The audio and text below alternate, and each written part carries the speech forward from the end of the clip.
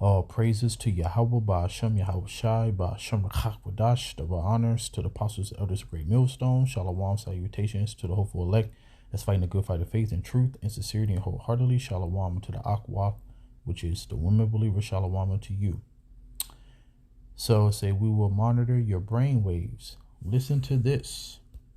First off, a video. It's going to make you see the future and understand a wonderful future where we can use brainwaves to fight crime, be more productive, and find love. Let's roll. You're in the zone. Even you can't believe how productive you've been. Your memo is finished, your inbox is under control, and you're feeling sharper than you have in a decade.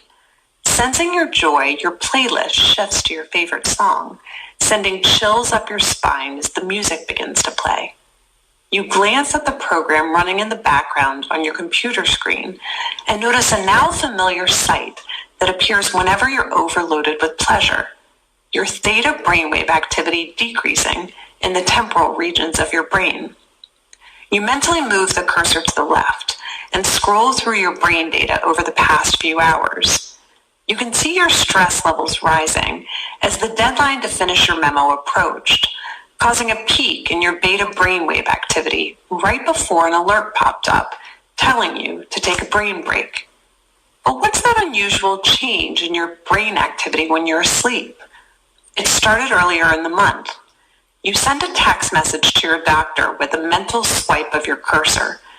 Could you take a quick look at my brain data? Anything to worry about?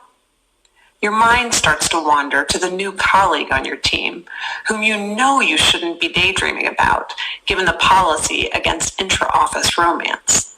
But you can't help fantasizing just a little. But then you start to worry that your boss will notice your amorous feelings when she checks your brain activity and shift your attention back to the present. Sounds like mental prison to me. Can't even daydream about somebody. Because we understand that what the technology, is going to be nothing but tracking, tracing, and controlling. That's what the whole MOTB system is about. That's what the NWO is about. So, but you see how they presented it like it's supposed to be a good thing, but nobody's outside of the elect. Nobody is going to think about, who got control of this data? How can they manipulate this data? They obviously can read your data. You know what I'm saying? So but this is Esau, as it says, Obadiah 1-3, the pride of his heart have deceived him. So he really think that he is God. He really think that he is God. Matter of fact, let me get this real quick.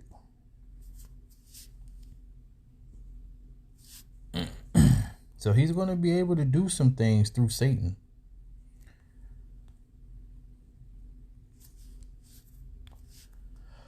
So it says, even him whose coming is after the working of Satan, with all power and signs and lying wonders, and with all deceivableness of unrighteousness in them that perish, because they receive not the love of the truth, that they might be saved. So the truth is out there. This is a topic that been beat over your head for years, especially if you watch Great Millstone and the affiliates. So you can't say that you don't know. And for the people who say, oh, that's all you want to talk about, well, guess what? Look at the bright side. You can't say you don't know about it. So if you take it, guess what's going to happen to you? You're going to be destroyed. And it said, and for this cause, the Most High should send them strong delusions that they should believe a lie. Why? Because you love not the love of the truth. We telling you to cleave on to the Lord. This devil is trying to bring a system where you have no choice but to take it. And guess what? The Lord will put a strong delusion on you for to take it if you don't have faith in Yahweh, Ba'ashem Yahushua. If you get scared, palms get sweaty, hearts start beating, talk about, I don't know what to do. I don't know, I got to make a decision. The Lord is going to give you over. Because the scripture says in Ecclesiasticus 2:13, woe to them that is faint-hearted, for they believe of not, therefore they should not be defended. The Lord said he's going to feed us in these times. All right? And it said that they should believe a lie, and that they all might be damned who believe not the truth, but had pleasure in unrighteousness. Because another thing, so when they do implement this system with the MOTB, and guess what? They're going to say, if you don't take it, you're going to be ostracized out of society, or you're going to be put to death. Okay? So instead of dying manfully in the Lord, if that's your lot, if you get scared and take it, then guess what? You're going to be destroyed. Let me get this and then get back to the video. I always quote it.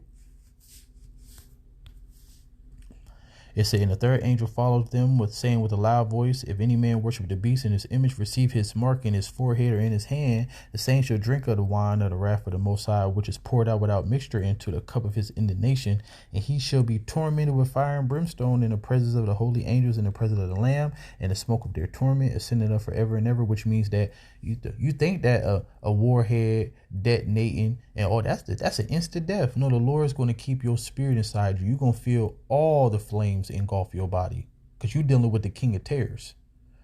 So it says, and they have no rest day or night who worship the beast in his image and who receive the mark of his name.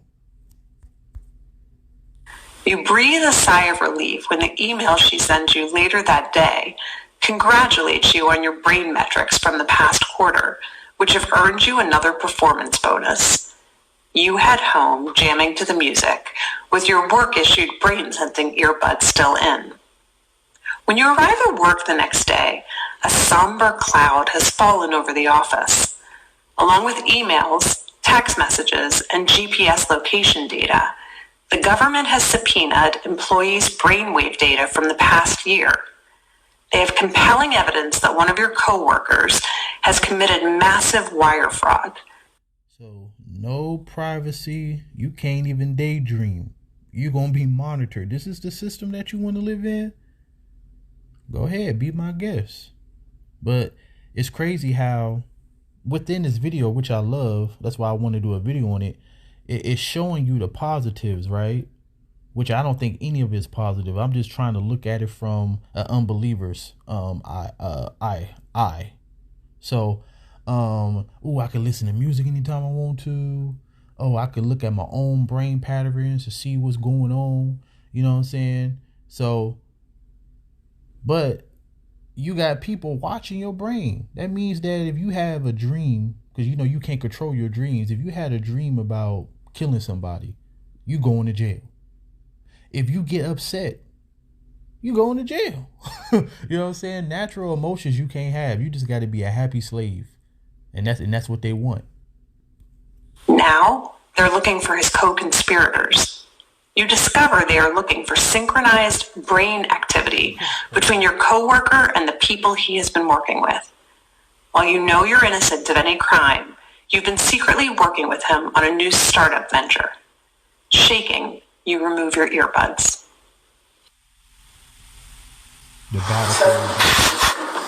What do you think? Is it a future you're ready for? You heard that crowd, no, right? But look what she say. You may be surprised to learn that it's a future that has already arrived. Everything in that video that you just saw is based on technology that is already here today. So this is the last scripture I'm going to get, and then I'm going to show you another video, and then we're going to end it. For the vision is yet for an appointed time, but at the end it shall speak and not lie. Though it tarry, wait for it, but it shall surely come. It will not tarry. So all the years that our apostles and elders been speaking on this technology, it's here, man. The right crisis is about to happen, and they're going to be able to implement it. Artificial intelligence has enabled advances in decoding brain activity in ways that we never before thought possible. So our Constitution. Now, you see who that is. This is See Now Joe back when he was Senator of Delaware. I think this is 2005 or 2009. I can't remember, but I want to say 2005. And look what he is about to say, and look who is the president right now. The journey did not stop then, and it must not stop now, Judge. And we'll be faced with equally consequential decisions in the 21st century. Can a microscopic tag be implanted in a person's body to track his every movement? There's actual discussion about that. You will rule on that, mark my words, before your tenure is over. Can brain scans be used to determine whether a person is inclined toward criminality or violent behavior? You will rule on that. These nanobots, these blood cell-sized devices, will be going in our body properties, keeping us healthy from inside. We'll have some go inside our brains through the capillaries, non-invasively. They'll be interacting with our biological neurons. If I'm not mistaken, I think Ray Kurzweil is the creator of Google. They'll extend our memory, our decision-making faculties. They'll put our brains on the internet, and they'll also enable us to enter a virtual reality environment from within the nervous system. So if I want to go in a virtual reality environment, the nanobots will shut down the signals coming from my real eyes and create the signals that would be appropriate for the virtual environment, and then it'll feel like I'm in that environment. And this is sort of cool. Scientists at the Pentagon are developing a microchip that can detect viruses in the blood, including COVID-19. I am not giving medical advice. I'm using this for educational purpose. I am not giving medical advice.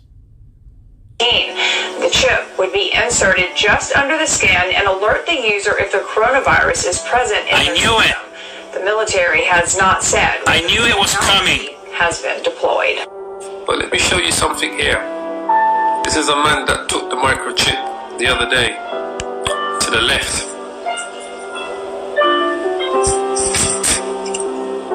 That's where he had it implanted. And his hand became sore.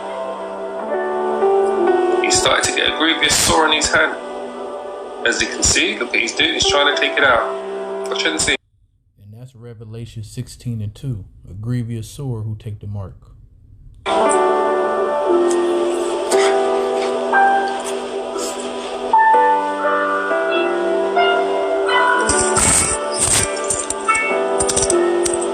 He got a grievous sore from the chip. See, he takes it out there. And remember what the scripture says, right? And he caused all, both small and great, rich and poor, free and bond, to receive a mark in their right hand or in their foreheads, and that no man might buy or sell save he that had the mark or the name of the beast or the number of his name. I don't know who that man is, but he know more than most of you Israelites who portray to be in the truth. So all praises to Yahweh Ba'ashem Yahweh Shai. Hopefully this video was edifying, and Shalom.